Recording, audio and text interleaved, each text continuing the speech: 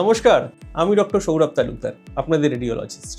আজকে আপনাদের একটা হীরের আংটির গল্প বলবো। দেখতে পাচ্ছেন, ভালো করে দেখুন, একটা হীরের আংটি, একটা হীরের টুকরো দেখতে পাচ্ছেন, আর তলাতে একটা আংটির গোলটাও দেখতে পাচ্ছেন। এই হীরের আংটিটা কি বলুন তো? এই যে হীরের টুকরোটা, এটা হচ্ছে হিউম্যান এমব্রায়ো, অর্থাৎ আমাদের প্রত্যেকের মায়ের পেটের ভেতরে একদম আর্লি স্টেজে আমাদের প্রত্যেককে এরকম দেখতে হয়। এটা হচ্ছে হিউম্যান এমব্রায়ো, একটা আর্লি স্টেজ হিউম্যান এমব্রায়ো। আর এই যে আংটির গোলটা দেখতে পাচ্ছেন, একে বলে ইয়ক স্যাক। এই ইয়ক স্যাক বাচ্চার ঘর বা জেস্টেশনাল স্যাক তৈরি হওয়ার পর তৈরি হওয়া প্রথম স্ট্রাকচার, যেটাই বাচ্চার ঘরের ভেতরে আসে।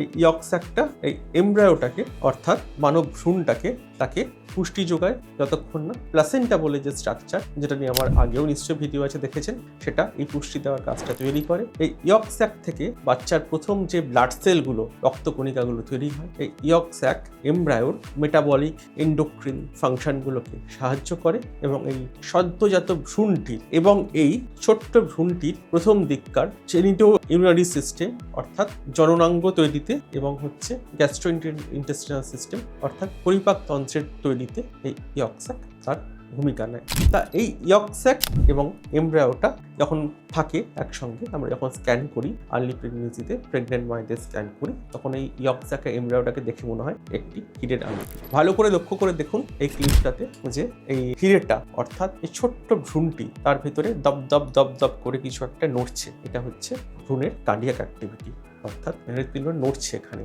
যখন ভ্রূণটা প্রথম তৈরি হয় তখন থেকেই আমরা দেখতে পাই, আপনারা নিশ্চয়ই জানেন যারা আমার ভিডিও ফলো করেছে, যে আর্লি প্রেগনেন্সিতে আমরা সবসময় ট্রান্সভ্যাজিনাল সোনোগ্রাফি করি, কারণ পেটের উপর দিয়ে নিখুঁতভাবে কিন্তু স্ক্যান করা যায় না আর্লি প্রেগনেন্সিতে। তাই আমরা যখন ট্রান্সভ্যাজিনাল সোনোগ্রাফি করি দেখতে পাই যে এই হীরের সুন্দর হীরের আংটিটা আমরা দেখতে পাই, আর তার সঙ্গে এই হীরের টুকরোর ভেতরে বাচ্চার হৃদস্পন্দন, সেটাও কিন্তু আমরা অনুভব করতে পারি। কাজেই যখন কখনো খুব মন খারাপ লাগবে, কখনো নিজেকে খুব অপদার্থ বা খেলো মনে হবে বা খুব লো থাকবেন, তখন খেয়াল রাখবেন আপনি কিন্তু আদতে কোনো কমা কিংবা খেলো কিছু নন। আপনি কিন্তু আদতে একটি হীরের আংটির হীরের টুকরো। কাজেই আপনি ঠিক সময় আপনার যে জ্যোতি, আপনার যে গ্ল্যামার, সেটা কিন্তু ফুটে বেরোবে। ভালো থাকবেন।